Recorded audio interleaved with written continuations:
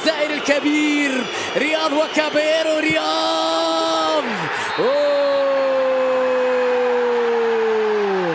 هدف لكنه يلغى، ركلة جزاء تلغى. وبعد ذلك ما الذي حدث في هذه اللقطة المثيرة للجدل؟ الهدف يلغى، هدف لكنه يلغى. الجزائري الكبير، الجزائري الكبير رياض وكابيرو. رياض هدف لكنه يلغى، ركلة جزاء تلغى.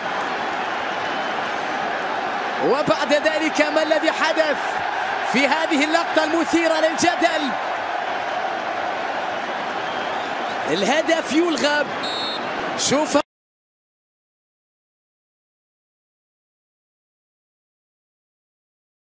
من رياض، الكرة صدمت في قدمه واتجهت إلى المرمى.